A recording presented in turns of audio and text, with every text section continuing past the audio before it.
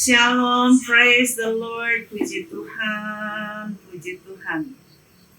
Terima kasih tim dari Bangka yang telah melayani seluruh murid-murid di dunia untuk membawakan ukupan yang terbaik di hadirat Tuhan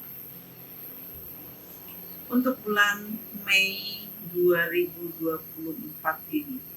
Kita terus akan meninggalkan jejak-jejak praise di tahun ini agar hidup kita berkemenangan, agar iblis tidak mendapatkan kesempatan untuk menipu kita dengan kelemahan, dengan pikiran-pikiran negatif, dengan susah payah, dengan problem-problem.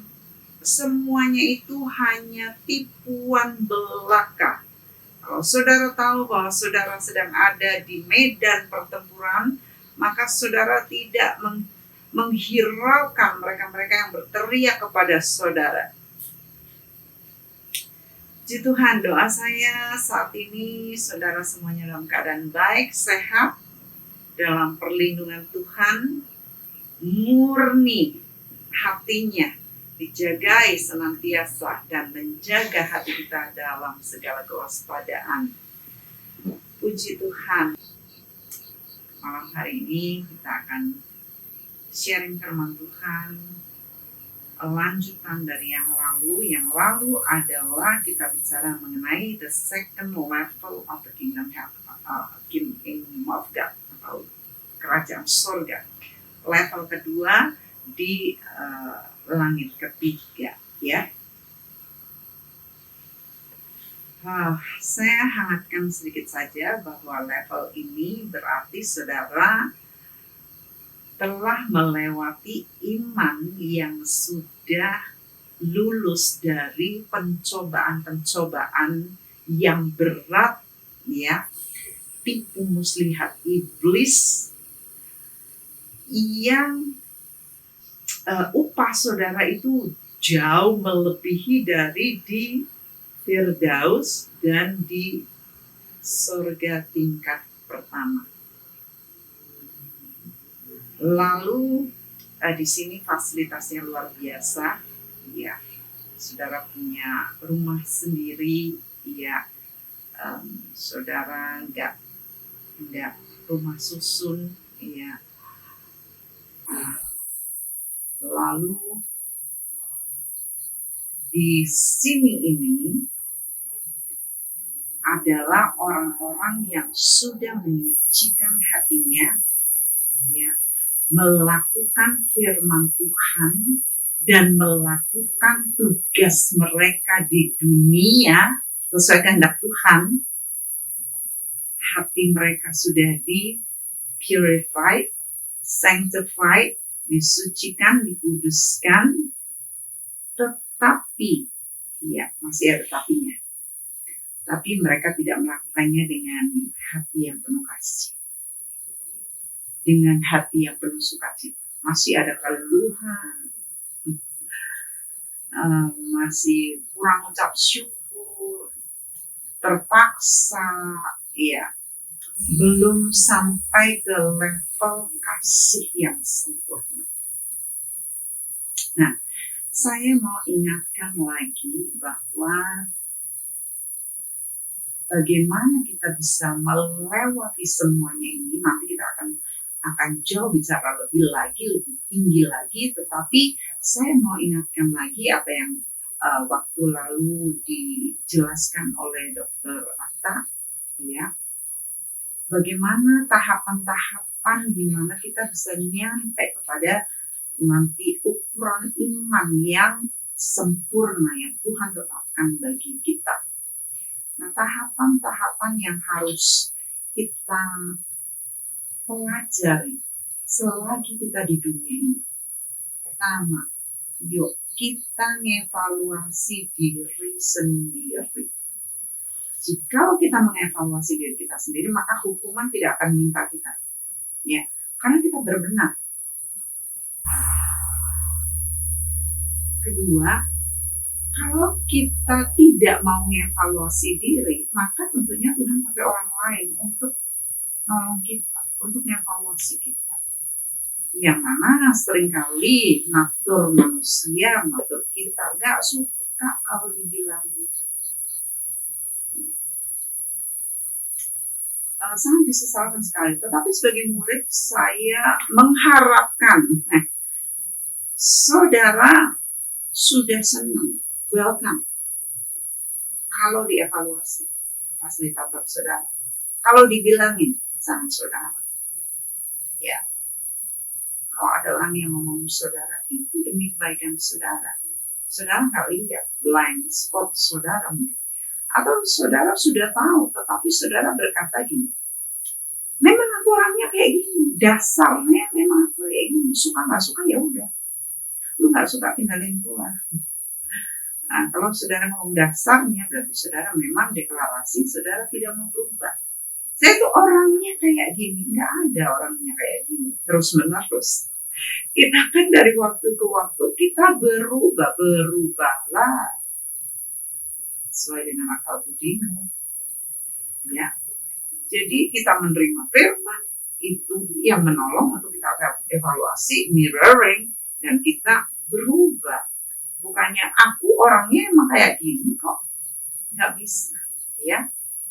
Itu sebabnya saya harapkan saudara sudah welcome teguran, welcome didikan, ya. Ada ayat yang indah sekali yang kerap kali saya sampaikan, yaitu dari Amsal 6 ayat 23. Karena perintah itu pelita, dan ajaran itu cahaya, dan teguran yang mendidik itu jalan kehidupan. Banyak dari kita nggak tahu bahwa kita ini kurang didikan, kurang ajaran, ya. Sehingga harus dididik, diajar, dan ditegur. Nah, teguran itu mendidik kepada jalan kehidupan. Perintah itu menjadi pelita, jalan itu cahaya bagi kita, ya. Itu sebabnya jangan sampai fasilitator saudara itu mau ngomong sama saudara aja sulit, mau negur, aduh gimana ya nanti kalau sakit hati ya, seharusnya udah nggak di sana lagi, khususnya yang udah 1 tahun ke atas lah sekolahnya nih. Kalau masih beberapa bulan, ya bisa dimaklumin lah, ditegur rasanya mau keluar kelas. Iya itu maklum, masih TK mungkin, ya.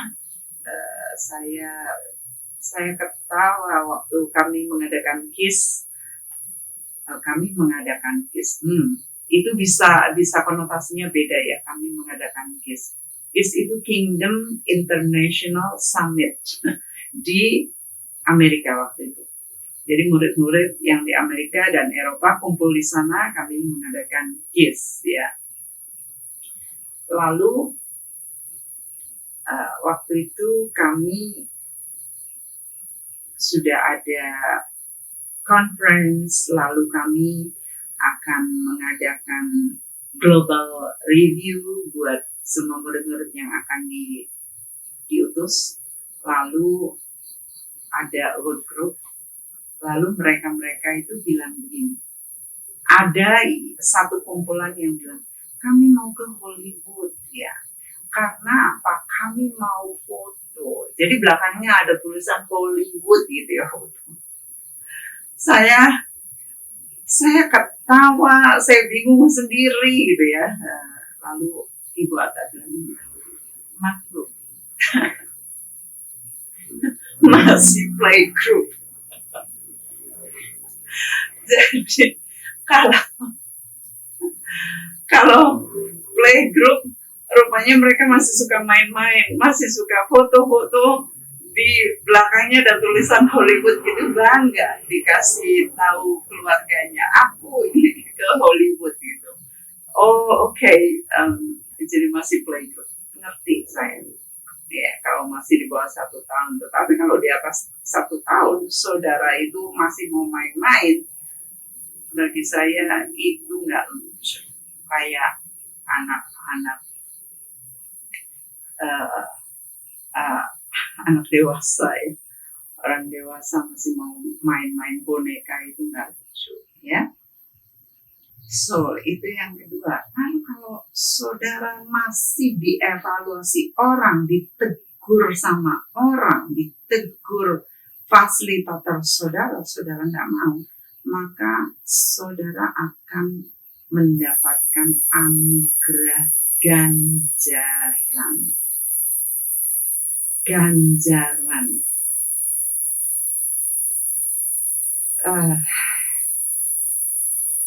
Pertama, sebenarnya Tuhan bisa mengirimkan mimpinya.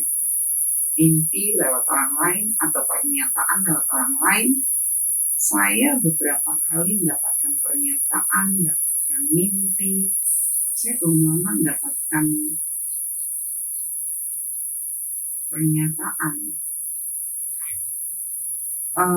Saya pada waktu menyampaikannya itu deg-degan gitu. Deg-degannya entah deg-degan, saya tahu itu bukan saya ya, deg-degannya Tuhan gitu ya terhadap orang tersebut, karena itu adalah reminder Tuhan. Saya melihat ini ada suara ketok-ketok ini, press lagi garuk-garuk. Jadi saya melihat orang tersebut ada di mobil. Nampaknya dia sendirian, tetapi ternyata ada cewek di sebelahnya dirundukin gitu, ditutupin supaya nggak kelihatan. Dan istrinya tahu bahwa ada perempuan di situ, tapi dia nggak ngaku. Sampai akhirnya, ayo aku lihat, dan ternyata ada perempuan di situ. Dan saya melihat itu dengan jelas gitu ya.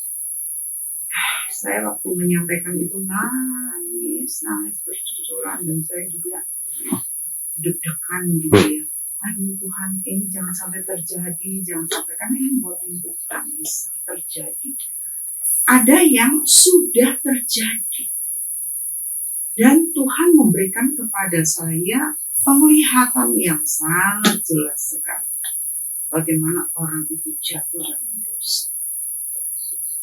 Saya sering sedih kalau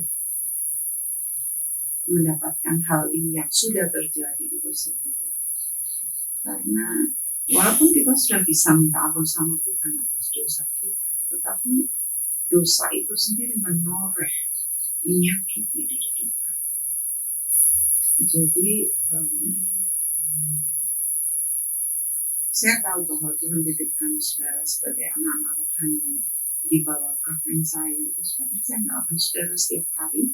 Dan saya berkata pada alumni IUTC setiap kali IUTC bahwa you are in my prayer every single day.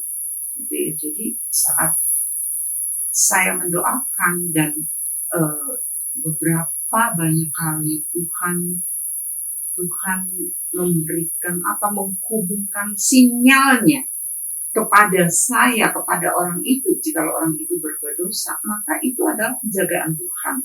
Ya, waktu saya tahu apa yang terjadi, saya cuma tegur orang tersebut. Kamu ngapain?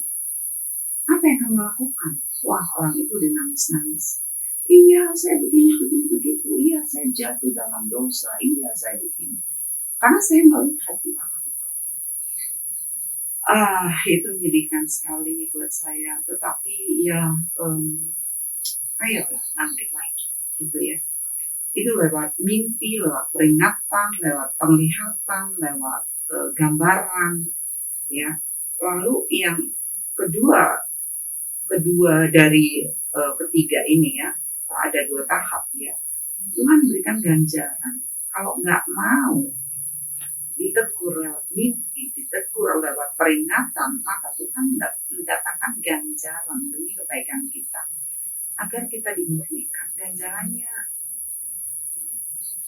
seperti yang saya sering katakan bahwa Tuhan mengirimkan evangelis. Evangelis itu bisa berupa penyakit, bisa berupa tabrakan, bisa berupa kecopetan, bisa berupa macam-macam. Itu sebabnya kita cepat berbenah.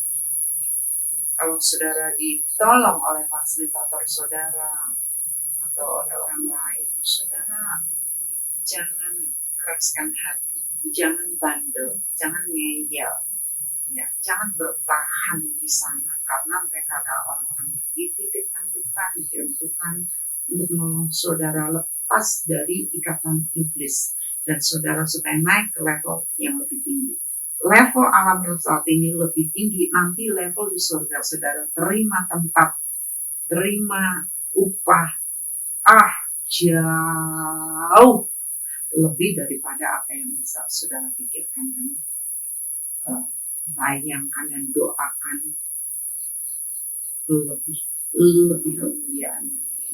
Dan saya juga waktu di awal lalu menyampaikan bahwa kita dari waktu ke waktu kita ingin menyerupai dengan Yesus.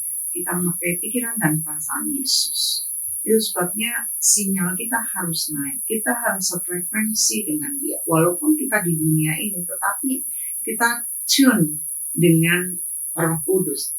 Tune dengan Tuhan. Kita melakukan tugas-tugas kita, ya kita tahu hati kita terhubung dengan Dia. Pikiran kita terhubung sehingga kita mendapatkan pikirannya Tuhan. Kita tahu apa yang Tuhan pikirkan, Tuhan mau, ya. Saya amazed banget, lihat, dibikin terkagum lagi waktu kemarin.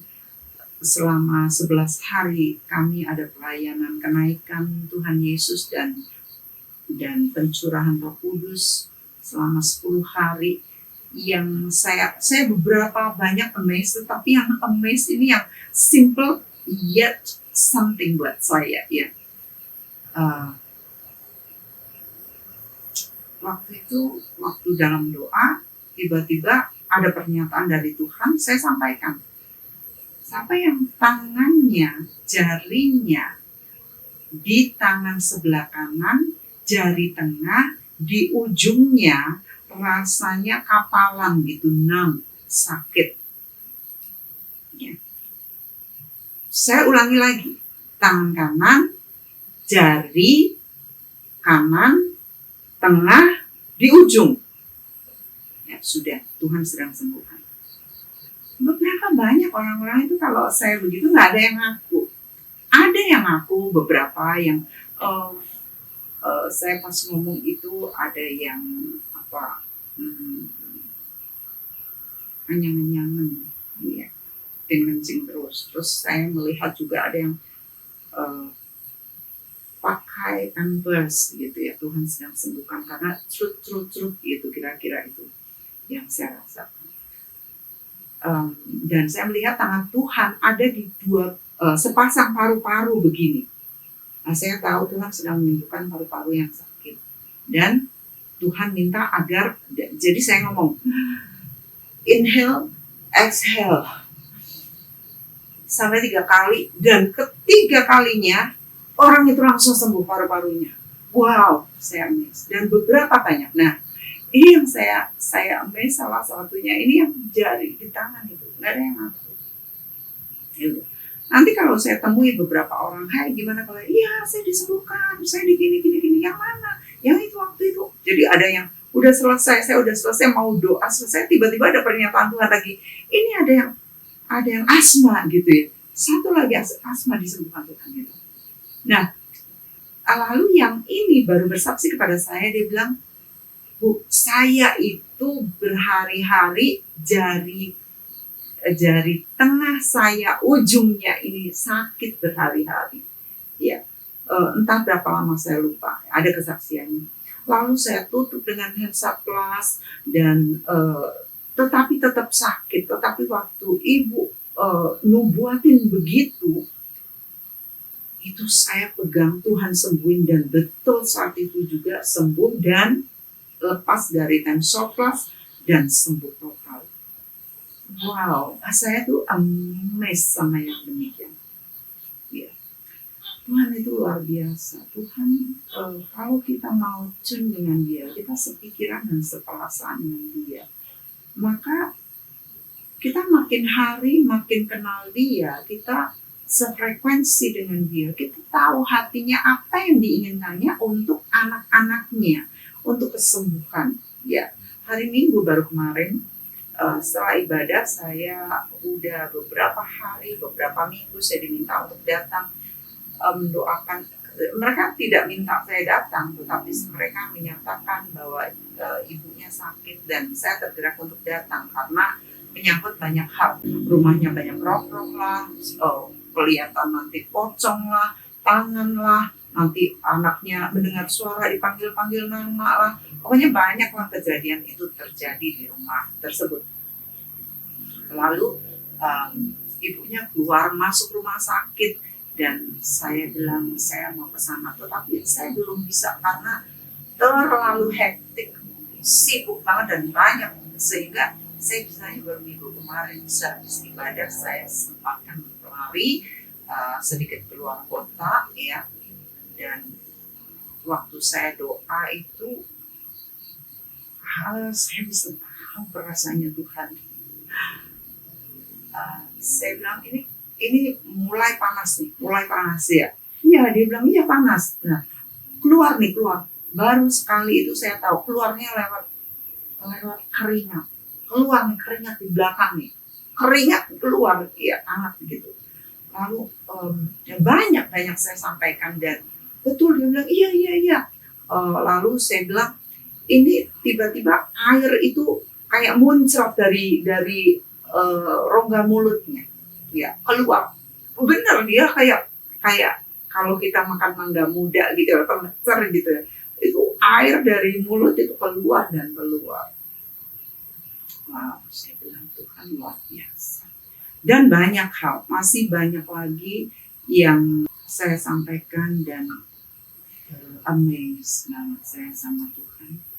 Itu kerinduan kita jikalau sinyal kita sefrekuensi dengan Dia. Saya rindu banyak orang minta Tuhan ya. Saya bilang saya ini kecapean, saya butuh orang yang bisa juga berdampingan dengan saya atau mewakili saya gitu ya, bisa melepaskan orang. Nah, untuk kita sefrekuensi dengan Dia, ada 3 analogi yang saya sampaikan waktu itu. Yang pertama, sebagaimana kita tahu bahwa kita ini sedang naik ke gunungnya Tuhan kan. Nah, bagaimana kita naik ke gunung Tuhan?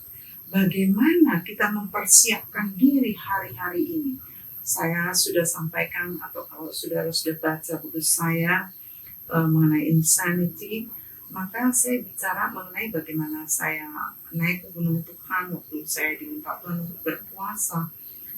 Maka saya melihat bahwa kita ini lagi naik gunung Tuhan. Ada yang nyantai banget jalan naik ke gunung Tuhan, ngobrol berdua, nyantai bawa Alkitab. Lah, saya lihatnya,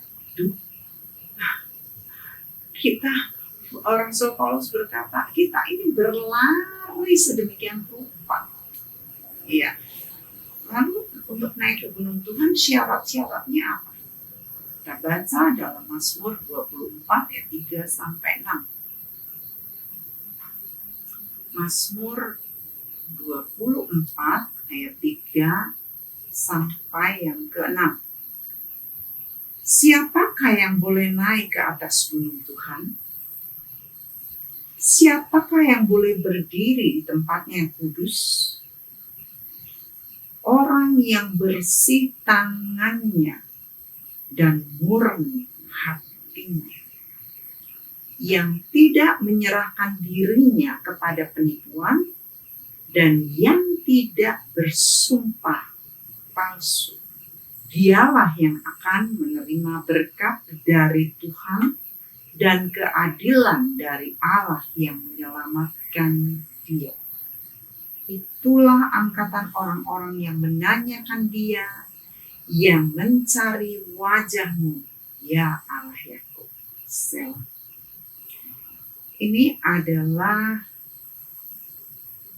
kriteria orang yang boleh naik ke gunung Tuhan, ke atas gunung Tuhan, berdiri di tempatnya yang kudus. Dia membersihkan tangannya, memurnikan hatinya, tidak ada uletnya waktu lalu saya sampaikan, dan tidak menyerahkan dirinya kepada penipuan. Nggak nipu, nggak suka nipu, bohong, mungkir, membela diri, membenarkan diri. Dia rendah hati, salah, iya maafkan saya, ampuni saya. Ya. Nggak sumpah palsu. Ini indah sekali. Saudara bisa banyak pelajari bagaimana kita menaiki gunung Tuhan. Kita persiapkan diri sungguh-sungguh untuk masuk di dalam perlombaan iman. Perlombaan yang diwajibkan. Itu yang pertama. Nanti mungkin lain kali kalau saya bisa bahas lebih detail lagi, karena itu satu sesi sendiri ya, naik ke gunung Tuhan. Lalu yang kedua, analogi yang kedua, dan bukan sekedar analogi, tetapi benar-benar kita ini sedang melakukan itu di alam roh.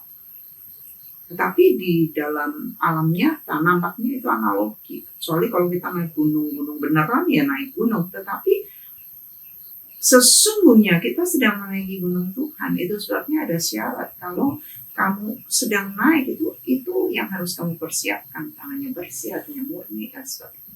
Yang kedua yaitu kita sedang masuk ke ruang pesta.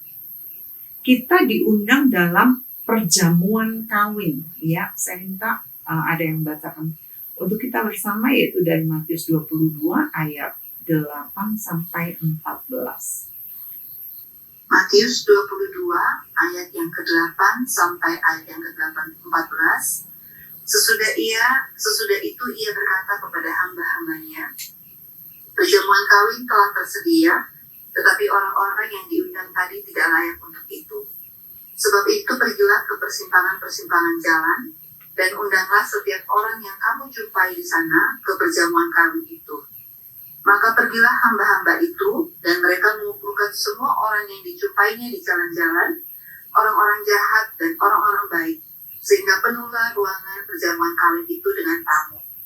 Ketika raja itu masuk untuk bertemu dengan tamu-tamu itu, ia melihat seorang yang tidak berpakaian pesta.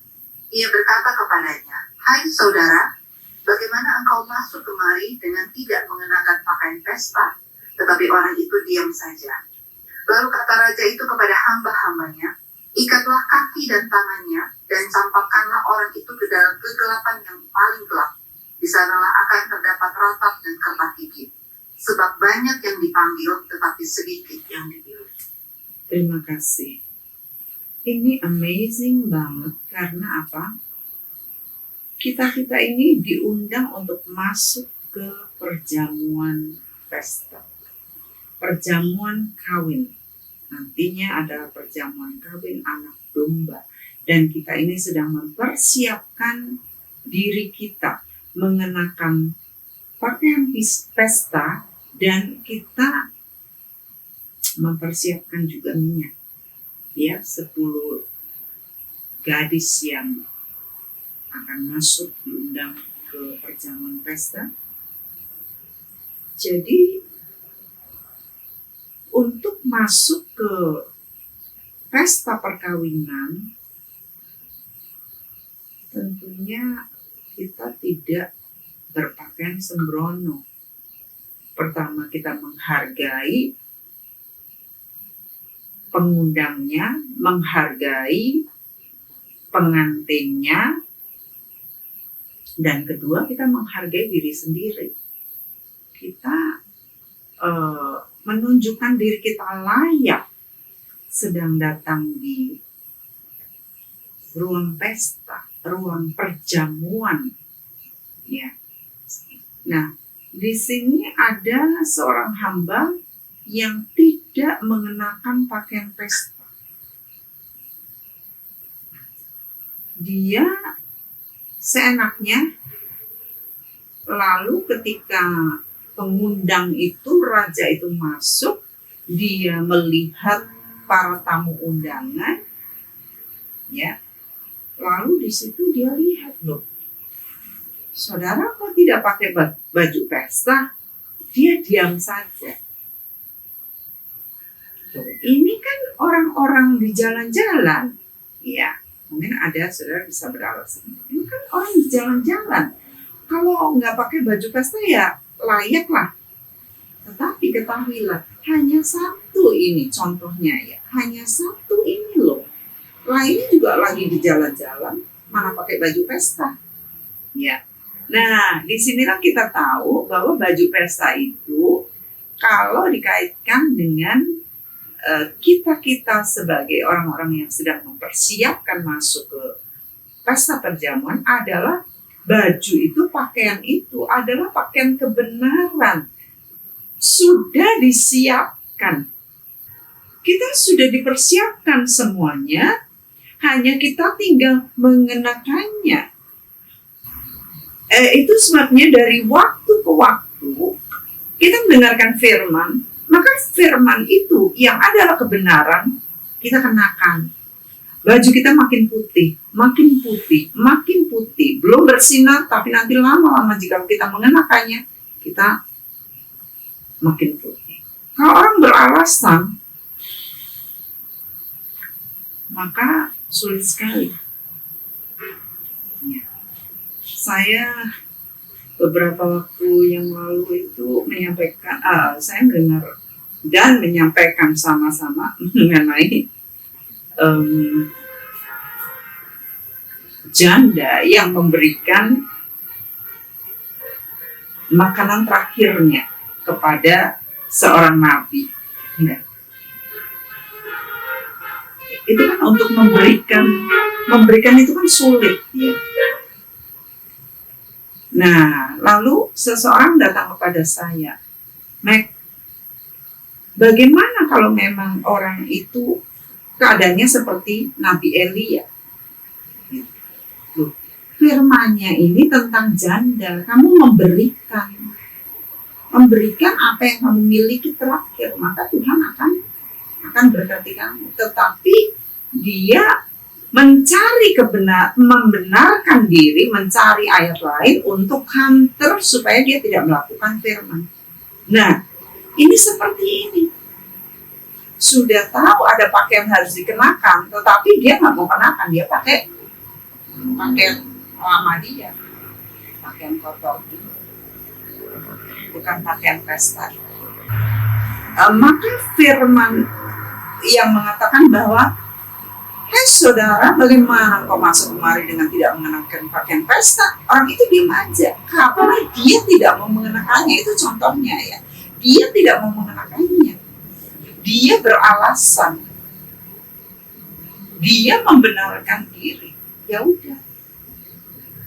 Nanti pada saat Tuhan berkata, kenapa kamu tidak mengenakan? Dia nggak bisa jawab seperti yang Tansa tadi ayat. Dia nggak bisa jawab karena pakaian itu sudah disiapkan. Dia tidak mau mengenakannya. Dan firman Tuhan mengatakan, ikatlah kaki dan tangannya dan campakkanlah orang itu ke dalam kegelapan yang paling gelap. Kita nggak pernah ngerti gelap yang paling gelap itu kayak. Sebab kalau kita merem kayak gini, kita tutup mata, masih ada lampu nyala di mata kita. Ya. Tetapi kalau nanti gelapnya gelap, itu di sana hanya kertak gigi dan ratap tangis. Dan ayat yang terakhir tadi dikatakan, sebab banyak yang dipanggil, tetapi sedikit yang dipilih. Saya berdoa saudara adalah orang-orang yang dipanggil dan dipilih. Ya. Karena dipanggil masuk ke pesta, that's one thing. Tetapi kamu mempersiapkan diri enggak dengan pakaian pesta yang layak untuk kamu pakai? That's another thing. Saya rindu saudara-saudara yang haus setiap kali praise prayer saudara ikut. Saya yakin saudara, apalagi saudara yang sudah dimuridkan sedemikian lama, saya yakin saudara nggak alasan, nggak babi bu, nggak cari-cari ayat untuk mendukung kebenaran saudara sendiri. Tinggal dikenakan, kenapa sih? Susahnya apa sih? Beriman, ayo bangkit. Ya. Susahnya apa? Baru saja ada murid yang sudah mungkin 6 tahun ya, lalu dia keluar dari kelas, sudah dibujuk-bujuk, udah tetap nggak mau keluar, dan dia punya alasan sendiri gitu. Setelah kira-kira setahun lebih, baru saja dia berkata, saya masih diterima nggak kalau saya masuk jadi murid lagi? Kami terharu. Sebab dia keluar mau belajar dari mana-mana, tetapi kok dia balik lagi. Dan ini bukan murid biasa, dalam arti bukan anak muda, bukan nggak punya keahlian atau nggak. Ini orang yang terpandang. Lalu ada lagi juga murid, baru saja juga sama. Oh, dia marah-marah sama pengajaran saya. Marahnya sama saya. Dia ngatain saya, dia emailin saya, dia bilang, keluarkan saya dari mailing list. Ya, partisipan. Gini gitu. Keluarkan, saya nggak mau ikut lagi, saya nggak perlu terima firman lagi. Dan padahal dia alumni IDTC juga. Akhirnya sudah, atas permintaan dia, kami keluarkan dia dari mailing list partisipan. Mungkin sudah setahun setengah juga atau lebih, sudah lebih dari 3 tahun mungkin ya, 3 tahunan, baru saja dia bilang, saya diterima enggak kalau saya mau masuk? Saya diterima enggak? Ada IDTC lagi enggak? Kapan ya? Wow, saya nggak tahu. Ini orang-orang seperti ini udah keliling kemana-mana, mau balik lagi. Mereka rindu untuk dididik di luar, nggak ada yang marahin, nggak ada yang negur mereka. Rupanya suka ditegur, suka dididik, suka diperingati. Ini luar biasa. Daripada terlambat. Lalu analogi dan kesamaan di alam roh yang sedang kita lakukan adalah lari. Kita lari dalam perlombaan iman. Kita baca ayatnya dan saya minta dibacakan. Siapa yang sudah menemukan 1 Korintus 9 ayat 25 sampai 27. Tiap-tiap orang yang turut mengambil bagian dalam pertandingan menguasai dirinya dalam segala hal. Mereka berbuat demikian untuk memperoleh suatu mahkota yang fana, tetapi kita untuk memperoleh suatu mahkota yang abadi. Sebab itu aku tidak berlari tanpa tujuan, dan aku bukan petinju yang sembarangan saja memukul, tetapi aku melatih tubuhku dan menguasainya seluruhnya, supaya sesudah memberitakan Injil kepada orang lain, jangan aku sendiri ditolak. Terima kasih. Jadi kita ini sedang bertanding, ya, di gelanggang pertandingan iman. Kalau orang-orang yang mengikuti perlombaan, dikatakan mereka berbuat demikian untuk memperoleh medali yang fana, mahkota yang fana. Kalau Miss Universe, ya itu mahkota pun fana, ya. Olimpiade medali fana. Tetapi mereka pun mempersiapkan dirinya sedemikian rupa Tetapi kita ini, kata Paulus, kita ini untuk memperoleh mahkota yang abadi. Abadi. Berapa banyak sih dari kita yang nyantai di pertandingan perlombaan iman yang diwajibkan ini?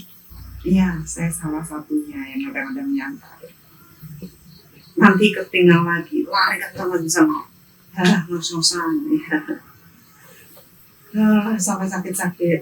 Ya, firman Tuhan mengatakan, jerih payahmu di dalam Tuhan itu diperhitungkan, tidak sia-sia. Justru kalau sampai capek-capek, sampai sakit-sakit, sampai itu yang diperhitungkan.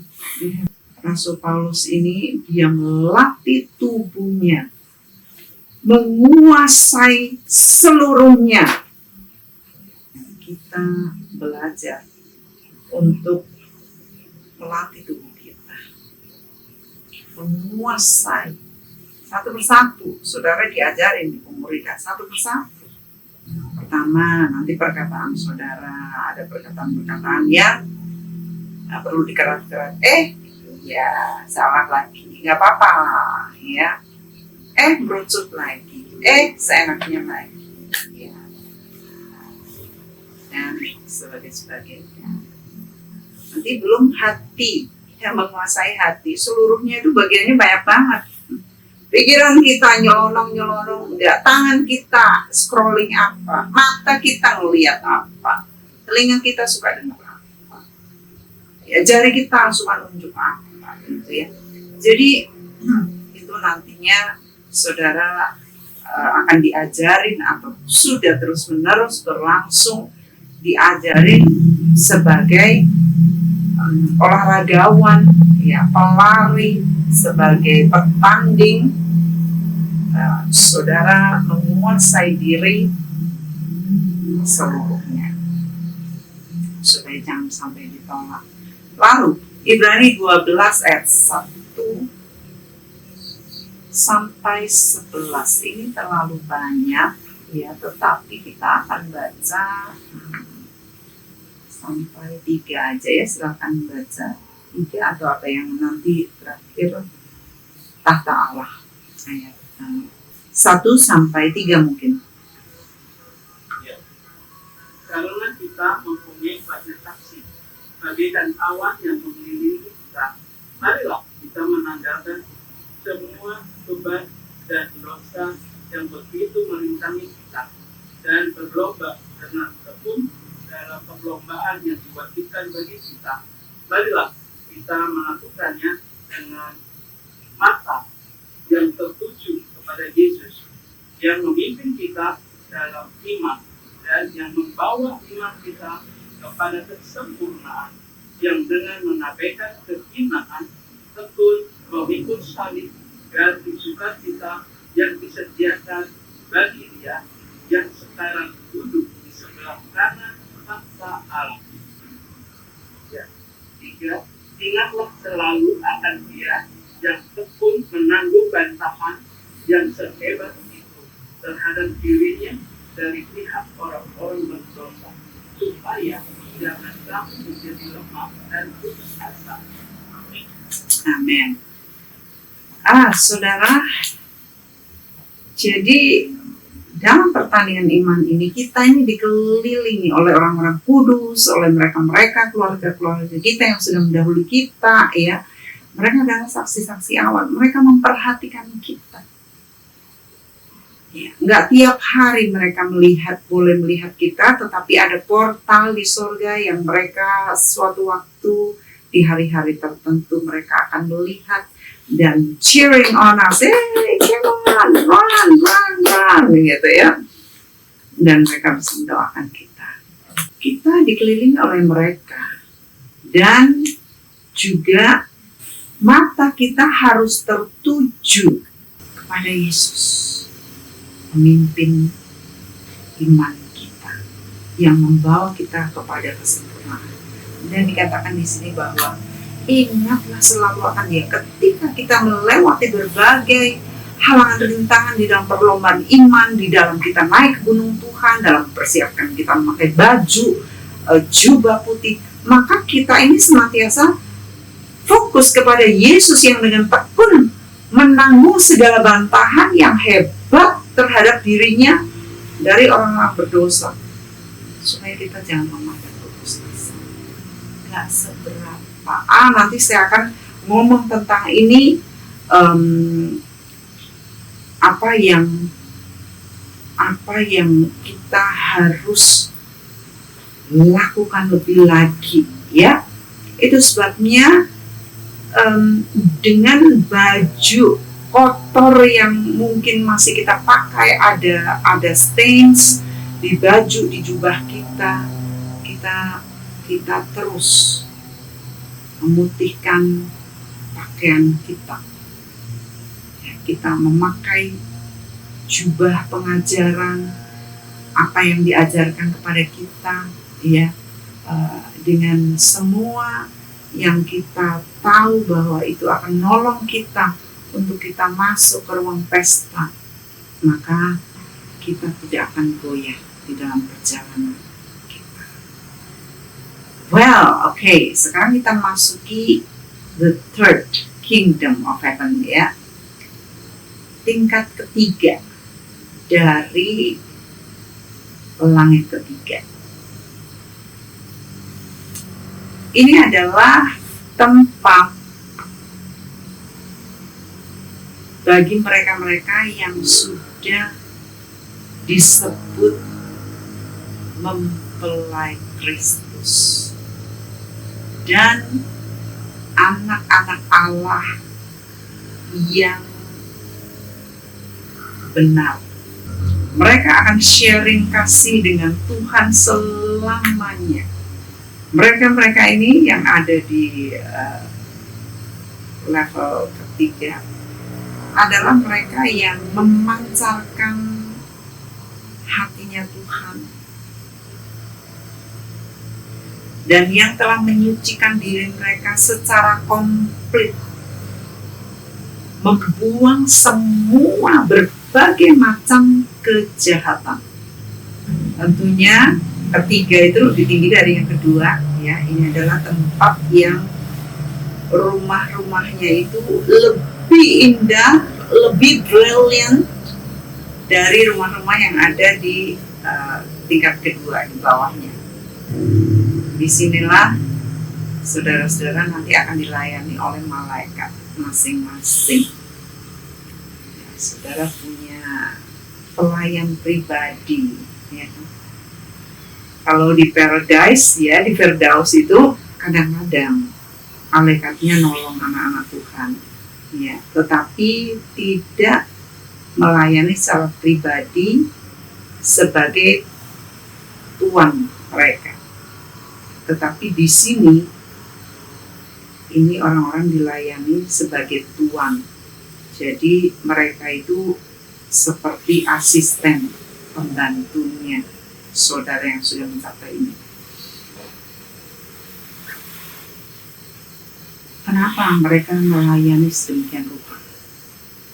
Karena mereka tahu mereka melayani anak-anak Tuhan yang telah mencintai Tuhan lebih dari semua dan yang menyenangkan hatinya. Itu balasannya. Luar biasa. Mencintai Tuhan lebih dari semua dan pleasing Him, menyenangkan Tuhan. Saudara sudah gempor di bumi, melakukan cinta kepada Tuhan, melayani dengan habis-habisan. Di sana gantinya saudara dilayani habis-habisan. Yang di dunia enggak habis-habisan sama Tuhan, di sana juga enggak dilayani. Fair enggak? Ya. Tetapnya firman Tuhan mengatakan ada yang terbesar, ada yang terkecil di surga. Jadi ada tengah-tengahnya. Ya. Jadi saudara nggak cuma dilayani oleh malaikat ini, tetapi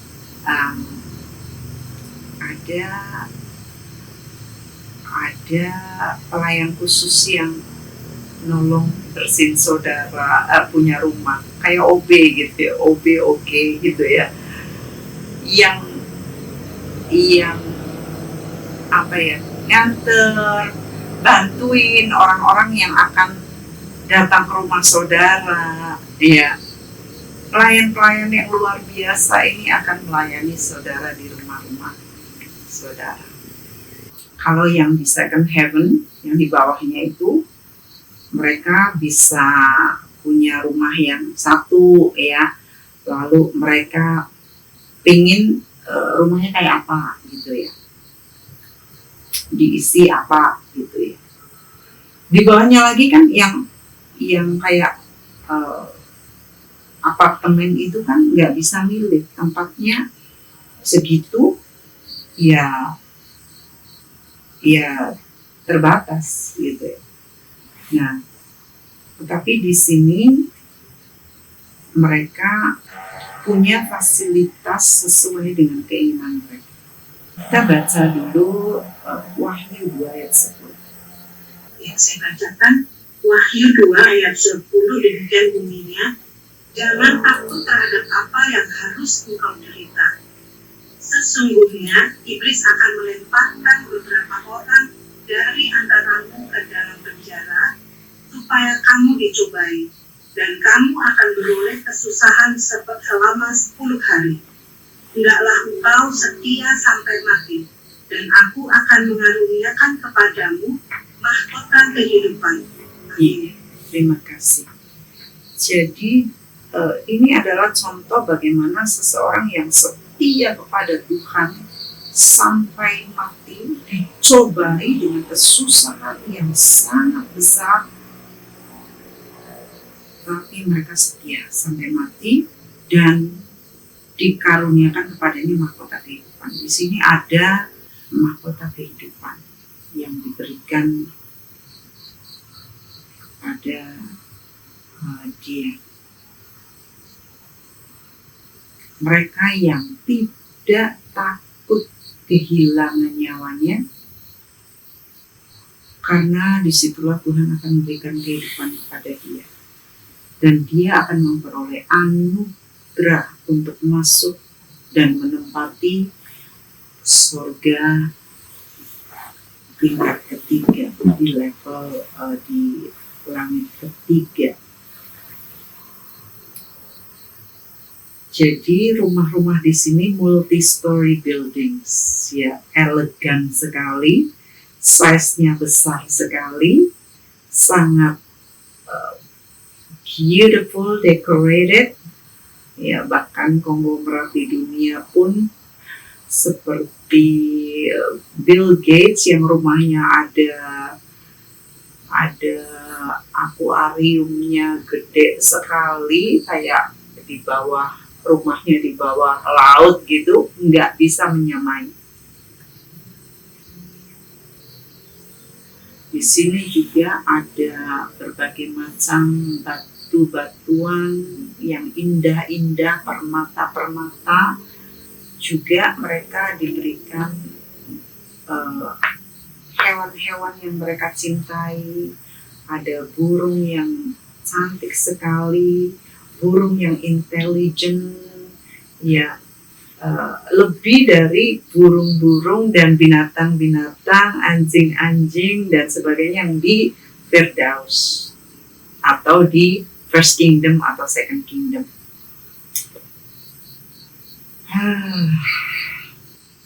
Ketika kita membuka hati kita sungguh-sungguh terhadap Roh Kudus, Roh Kudus itu ngajarin kita tentang dosa, tentang kebenaran, tentang penghakiman. Ini yang membuat kita menyadari kebenaran. Ketika kita taat kepada kebenaran dan kita menyingkirkan semua kejahatan dan dosa-dosa di hati kita, kita menyucikan diri, kemudian level iman kita naik. Level iman yang keempat. Ya, jadi ini di sini ini adalah level iman yang keempat. Saudara siap mati bagi Tuhan. Saudara setia sampai mati. Saudara melangkah dalam iman. Saudara enggak babi bu lagi dengerin firman, tinggal pakai, tinggal kenakan. Saudara enggak tawar-menawar lagi seperti anak kecil, dengar langsung dipakai, dikasih langsung dimakan, ya. Ini indah sekali. Kalau alasan, ya banyak alasannya. Selalu alasan yang tepat bisa disampaikan, dikemukakan. Ini adalah tempat di mana orang yang disebut setia, bahasanya apa ya? Setia dalam segenap rumah Tuhan, seperti Musa. Bilangan 12 ayat 7. Bukan demikian hambaku Musa. Ini waktu Tuhan defend Musa di hadapan Miriam dan Harun. Bukan demikian hambaku Musa, seorang yang setia dalam segenap rumahku. Ibrani 3 ayat 2. Yang setia kepada Dia yang telah menetapkannya, dipanggil. Orang yang sudah setia dalam panggilannya yang Tuhan sudah tetapkan, sebagaimana Musa pun setia dalam segenap rumahnya, yaitu rumah Tuhan. Lalu Ibrani 3 ayat 5, dan Musa memang setia dalam segenap, coba itu garis bawah kata segenap rumah Allah, sebagai pelayan untuk memberi kesaksian tentang apa yang akan diberitakan kemudian. Saudara kira-kira setia nggak dalam segenap panggilan saudara?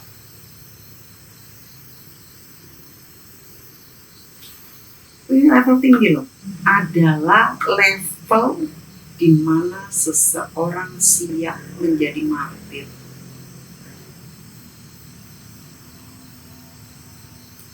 Ini level iman ke berapa tadi? Saya bilang iman ke 4. Menjadi martir.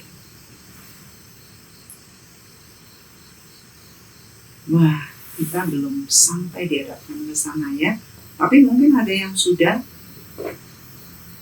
boleh bersaksi. Sebabnya jangan tunda. Jikalau Tuhan meminta saudara, memanggil saudara untuk melakukan sesuatu yang sulit, nggak seberapa. Saudara belum mati, belum sampai mencucurkan darah, belum sampai habis-habisan. Ya, Dokter Atta itu sudah sampai habis uangnya. Tuhan juga minta saya sampai hampir mati saya puasa. Habis-habisan udah lebih dari 1 kali kayak mancing. Udah luar biasa. Saya tidak menyatakan bahwa saya ada di level ini, saya nggak tahu, tetapi saya terus muji diri, belum sampai martir ya. Tetapi kalau kita berani sampai habis-habisan nyerah nyawa, itu aja udah martir. Kita dituntut menjadi martir itu bukan saat kita siap digorok, siap nyangkal nama Yesus, tetapi kita bisa jadi martir setiap hari kalau kita mau. Kita menyerahkan nyawa kita untuk orang lain, kita berkati orang lain, kita mengasihi orang lain.